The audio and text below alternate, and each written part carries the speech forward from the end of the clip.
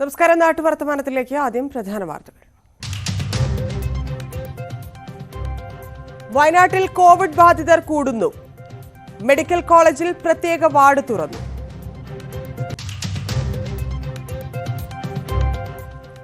Mullaperiyar dam നാളെ തുറക്കും. ജലനിരപ്പ് 138 അടിയിലെത്തി.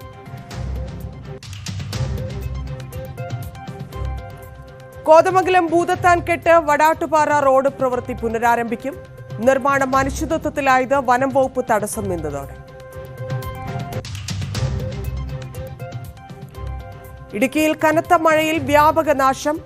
ബോഡിമെട്ട് ചുരം പാതയിൽ മണ്ണിടിഞ്ഞു. മരം കടപുഴകി 2 വീടുകൾക്ക് നാശം.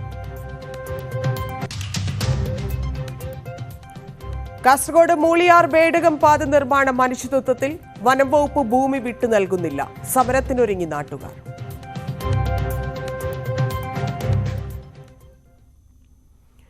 കോതമംഗലം ഭൂതത്താൻകെട്ട് വടാട്ടുപാറ റോഡിൽ നിർത്തിവെച്ച നിർമ്മാണ പ്രവർത്തനങ്ങൾ പുനരാരംഭിക്കുമെന്ന് ആന്റണി ജോൺ എംഎൽഎ.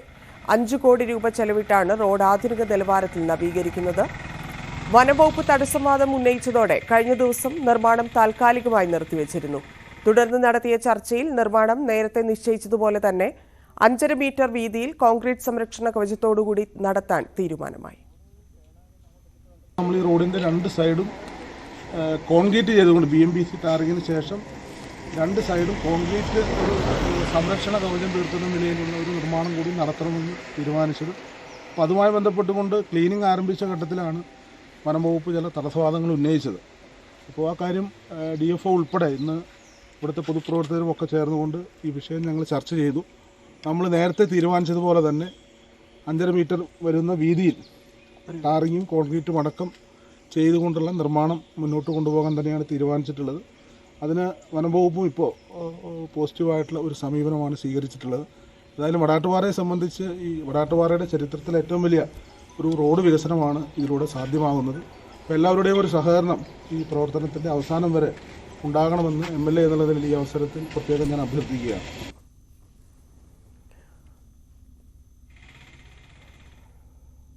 വയനാട്ടിൽ കോവിഡ് രോഗബാധിതരുടെ എണ്ണത്തിൽ വർധന. പുതിയ കണക്ക് പ്രകാരം ഇതുവരെ 71 പേർക്ക് രോഗം സ്ഥിരീകരിച്ചതായി ആരോഗ്യവകുപ്പ് വ്യക്തമാക്കി. വയനാട് മെഡിക്കൽ കോളേജിൽ കോവിഡ് രോഗികൾക്കായി പ്രത്യേക വാർഡ് തുറന്നു. ഇവിടെ 2 പേർ ചികിത്സയിലുണ്ട്. മറ്റു രോഗബാധിതർ നിലവിൽ വീടുകളിൽ തന്നെ ക്വാറന്റൈനിൽ കഴിയുകയാണ്. അനാവശ്യ ആശങ്ക വേണ്ടെന്നും എന്നാൽ കൃത്യമായ ജാഗ്രത പാലിക്കണമെന്നും ആരോഗ്യവകുപ്പ് അധികൃതർ അറിയിച്ചു. മുല്ലപ്പെരിയാർ അണക്കെട്ട് നാളെ തുറക്കും. ജലനിരപ്പ് 138 അടി ആയതിനെ തുടർന്നാണ് സ്പിൽവേ ഷട്ടറുകൾ ഉയർത്തുന്നത്. രാവിലെ 10 മുതൽ വെള്ളം പുറത്തേക്ക് ഒഴുക്കും. പരമാവധി 10,000 ക്യൂസെക്സ് വെള്ളം പെരിയാറിലേക്ക് ഒഴുക്കും. തമിഴ്നാട് ടണൽ മാർഗം കൊണ്ടുപോകുന്നത് 1867 ക്യൂസെക്സ് വെള്ളമാണ്. ഭാരതീയ ദളിത് കോൺഗ്രസ് ഇടുക്കി ജില്ലാ പ്രസിഡന്റായി PA സജി ചുമതലയേറ്റു. സംസ്ഥാന വൈസ് പ്രസിഡന്റ് MK പുരുഷോത്തമൻ യോഗത്തിൽ അധ്യക്ഷത വഹിച്ചു. KPPC അംഗം AP ഉസ്മാൻ മുഖ്യപ്രഭാഷണം നടത്തി. DCC സെക്രട്ടറി MD അർജുനനും മറ്റ് നേതാക്കളും ചടങ്ങിൽ പങ്കെടുത്തു. ഇടുക്കിയിൽ കനത്ത മഴയിൽ വ്യാപക നാശനഷ്ടം. ബോഡിമെട്ട് ചുരം പാതയിൽ മണ്ണിടിഞ്ഞ് ഗതാഗതം തടസ്സപ്പെട്ടു. നെടുങ്കണ്ടത്തും വണ്ടിപ്പെരിയാറിലും മരം കടപുഴകി വീണ് വീട് തകർന്നു. കൊച്ചി ധനുഷ്കോടി ദേശീയപാതയിൽ ബോഡിമെട്ട് ചുരത്തിൽ തമിഴ്നാട് മുന്തലിനും പുലിയൂത്തിനും ഇടയിലായുള്ള ഭാഗത്താണ് മണ്ണിടിച്ചിൽ. 3 പ്രദേശങ്ങളിൽ മണ്ണിടിച്ചിലുണ്ടായതോടെ അന്തർ സംസ്ഥാന പാതയിലൂടെയുള്ള ഗതാഗതം തടസ്സപ്പെട്ടു. ഗതാഗതം പുനഃസ്ഥാപിക്കുന്നതിനുള്ള നടപടികൾ പുരോഗമിക്കുകയാണ്.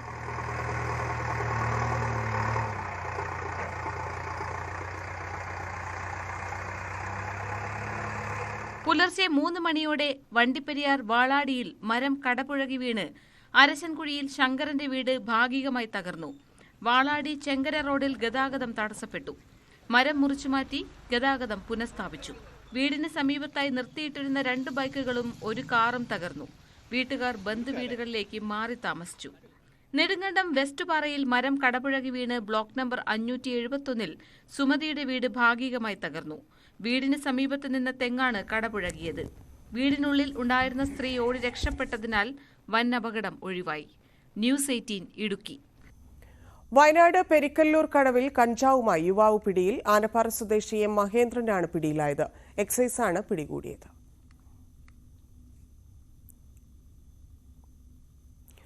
നെറ്റ് സീറോ കാർബൺ കേരളം ക്യാമ്പയിന്റെ ഭാഗമായ തരിശുഭൂമിയിൽ മില്ലറ്റ് കൃഷിയുടെ സംസ്ഥാനതല ഉദ്ഘാടനം വടകരയിൽ നടന്നു.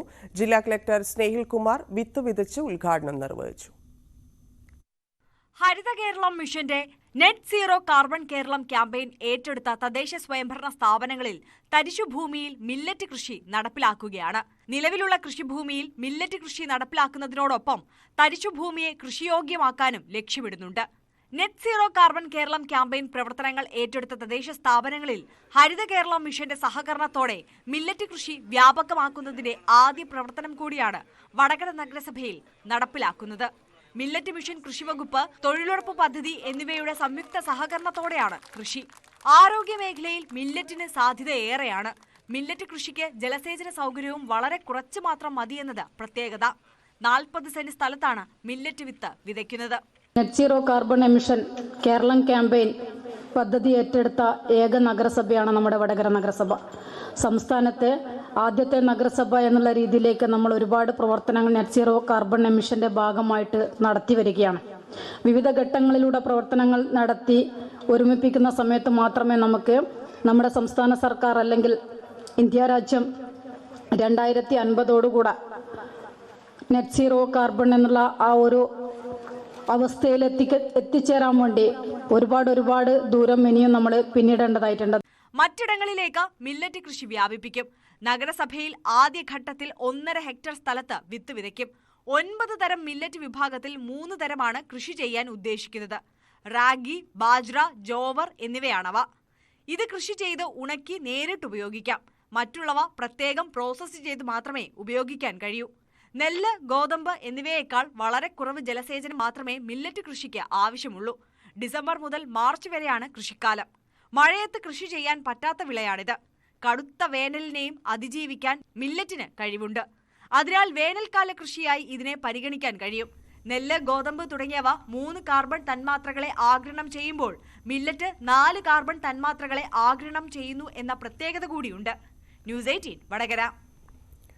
ഇടുക്കി നെടുങ്കണ്ടത്ത് കലുങ്കിൽ നിന്ന് കാൽ വഴുതി തോട്ടിലേക്ക് വീണ് യുവതി മരിച്ചു. നെടുങ്കണ്ടം ആശാരിക്കണ്ടം സ്വദേശി വെളിയിൽ ആശയാണ് മരിച്ചത്. ഭർത്താവുമൊത്ത് സുഹൃത്തിന്റെ വീട്ടിലേക്ക് പോകുന്നതിനിടെയായിരുന്നു അപകടം. ആശയും ഭർത്താവ് ഷെറിനും പ്രദേശത്തെ തോടിനു മുകളിലുള്ള കലുങ്കിൽ വാഹനം നിർത്തി ഇറങ്ങാൻ ശ്രമിക്കുന്നതിനിടെ ആശ കാൽ വഴുതി തോട്ടിലേക്ക് വീഴുകയായിരുന്നു. ഉടൻ തന്നെ നാട്ടുകാർ നെടുങ്കണ്ടം ഫയർഫോഴ്സും നടത്തിയ തെരച്ചിലിൽ കുറച്ച് മാറിയുള്ള പ്രദേശത്തു നിന്ന് മൃതദേഹം കണ്ടെത്തി.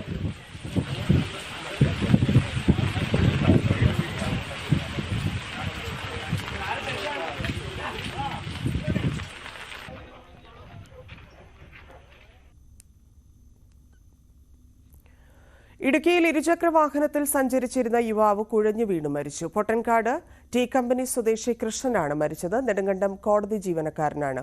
രാവിലെ ഇരുചക്ര വാഹനത്തിൽ ജോലിക്കായി കോടതിയിലേക്ക് പോകുമ്പോൾ രാജാക്കാട് പുന്നസിറ്റിക്ക് സമീപമാണ് സംഭവം. ഉടൻ തന്നെ രാജാക്കാട് സ്വകാര്യ ആശുപത്രിയിൽ എത്തിച്ചെങ്കിലും ജീവൻ രക്ഷിക്കാനായില്ല. തിരുവനന്തപുരം വർക്കല ടൗണിലും റെയിൽവേ സ്റ്റേഷൻ പരിസരത്തും അലക്ഷ്യമായി വാഹനങ്ങൾ പാർക്ക് ചെയ്യുന്നത് മൂലം അപകടങ്ങൾ പതിവാകുന്നു. ടൗണിൽ ഗതാഗതക്കുരുക്കും രൂക്ഷമാണ്.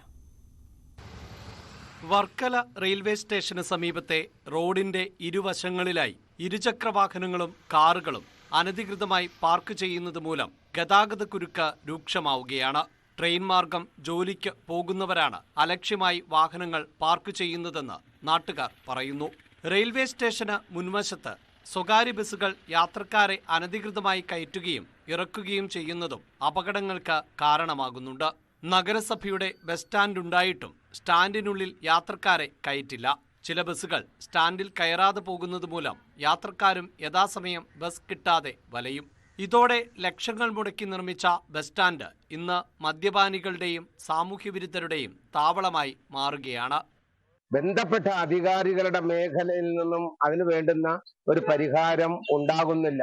അത് ഈ പരിസരവാസികൾ, ഇവിടുത്തെ പരിസരവാസികൾക്കും അതുപോലെ തന്നെ യാത്രക്കാർക്കും അതുപോലെ തന്നെ ഈ വാഹനങ്ങൾ ഇവിടെ കൊണ്ടുവന്ന് പാർക്ക് ചെയ്യുന്നവർക്കും ഒക്കെ നിരന്തരമായ ബുദ്ധിമുട്ടുകളാണ് ഉണ്ടാക്കുന്നത്.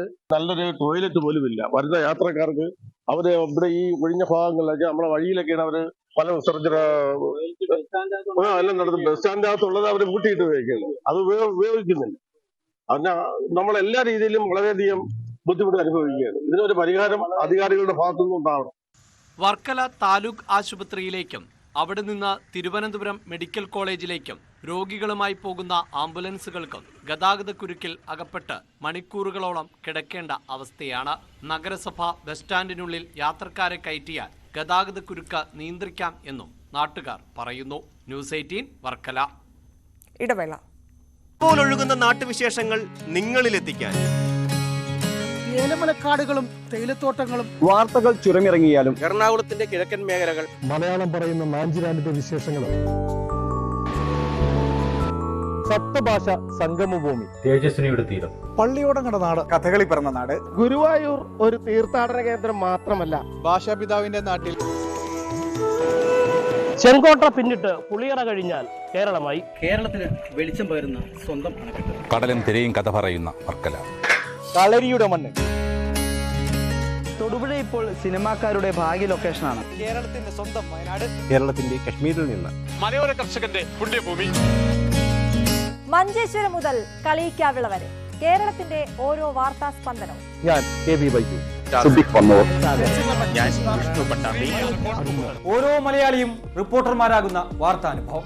വലിപ്പ ചെറുപ്പമില്ലാത്ത സകലമാന വാർത്തകളുടെ അരമണിക്കൂർ. സകലമാന കേരളം.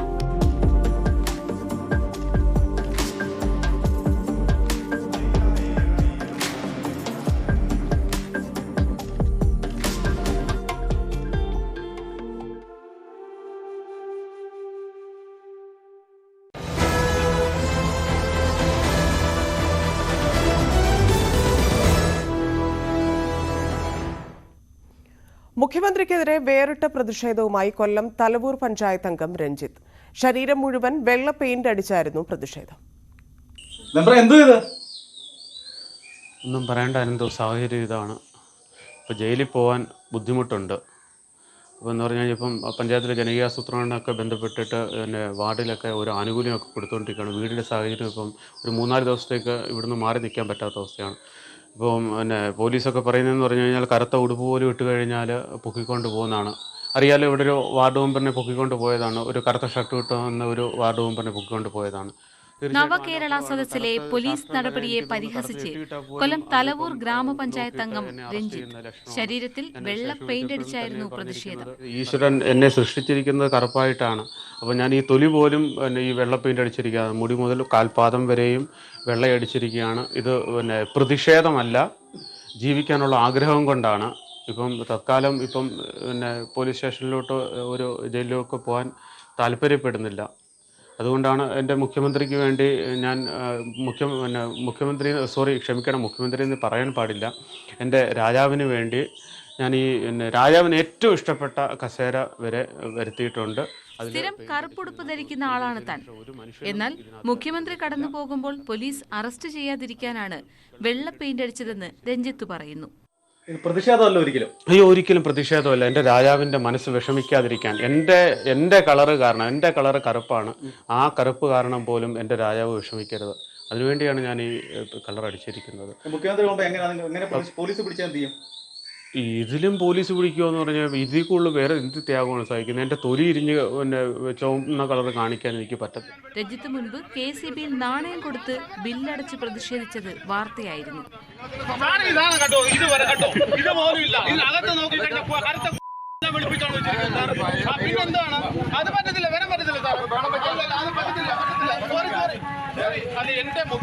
എന്റെ രാജാവിന് വേണ്ടി ഇട്ടിരിക്കുന്ന കസേരയാണ്.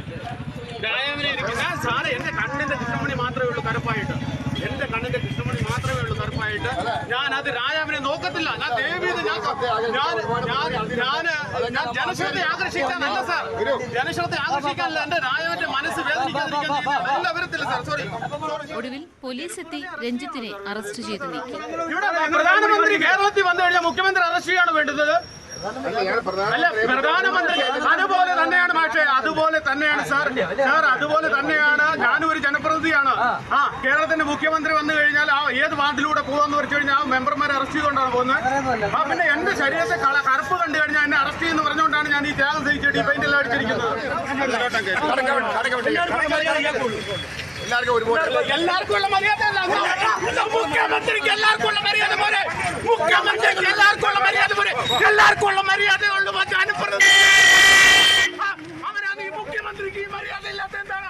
അവരാരെവിടുത്തെ ഒരാളാണോ? ന്യൂസ് 18 കൊല്ലം. രാജ്ഭവനിലേക്ക് ഡിവൈഎഫ്ഐ മാർച്ച് നടത്തുന്നു. തത്സമയം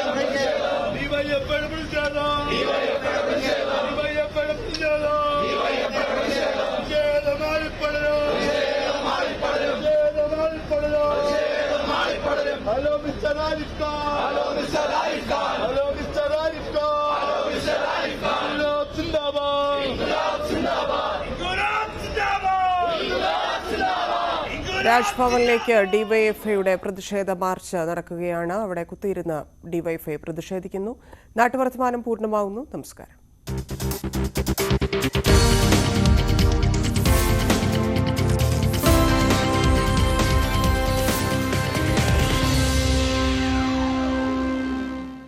ഈ പരിപാടി